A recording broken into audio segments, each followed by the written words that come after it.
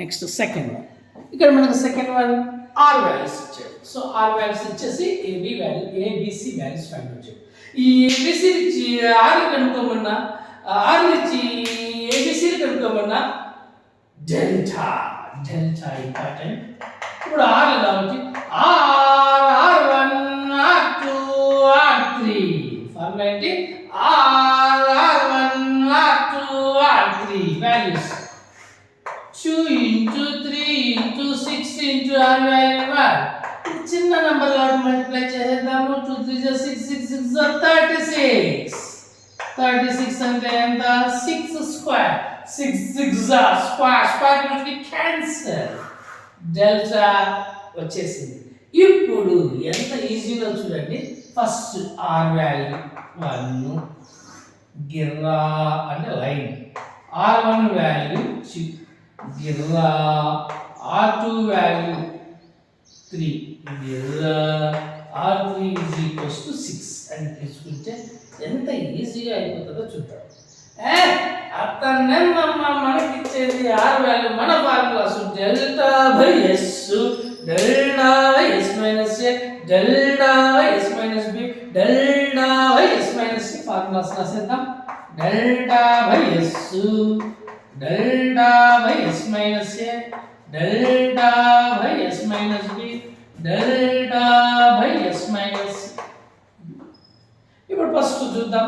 Delta value 6/s first ఇట్లా cross multiply చేయాలి. 1 తో మల్టిప్లై చేయవచ్చది, అదే వచ్చది కాబట్టి 1 into s s is equals to 6. Next 6 by delta value 6, s value కూడా 6 కాబట్టి 6 మైనస్. ఇక్కడ చాలా మంది చేసే మిస్టేక్ ఏ వాల్యూ 3 అని ఇక్కడ రాస్తారు. ఏ వాల్యూ 3 గివెన్ కాదు, we have to prove. మనం ప్రూవ్ చేయాలి కాబట్టి దాన్ని యూజ్ చేయండి. ఏ అంటే ఏ ఈక్వల్స్ టు 2. ఇప్పుడు 2 తో క్రాస్ మల్టిప్లై చేయి. అమ్మో 2 తోనా? అవసరం లేదు. నువ్వు కొంచెం లాజిక్ గా చూసావండి. ఇక్కడ 2 1s 2 3s క్యాన్సల్. ఇప్పుడు 1 తో మల్టిప్లై చేయవచ్చది, అదే వచ్చది ఈజ్ ఈక్వల్స్ టు. చూడు ఇలా క్రాస్ చేస్తే ఇది వచ్చినాక ఇంకా మన పైన ఎవరు మిగిలారు? 3. నీకు కావాల్సింది ఏ వాల్యూవా మైనస్ ఏ వాల్యూవా? ఏ వాల్యూ. కానీ ఇక్కడ ఏని చూస్తే పాపమ్మ అన్నాం. ఎందుకు మైనస్ వచ్చింది కాబట్టి ఈ మైనస్ అటు పక్క పోతుంది, ఆ 3 ఇటు పక్కకు వస్తుంది. 6 అట్లానే ఉంటుంది, 6 అట్లానే ఉంటుంది. సో -3 ఈ మైనస్ ఏ అవుతుంది కదా ప్లస్. సో 6 లో 3 పోతే 3.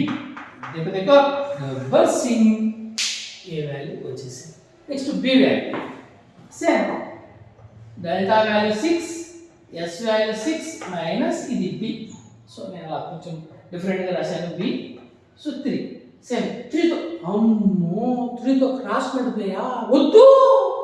3 1s 3 2s. ఇప్పుడు 1 తో మల్టిప్లై చేయవచ్చది, అదే వచ్చది ఈజ్ ఈక్వల్స్ టు ఎవరు మిగిలారు పైన?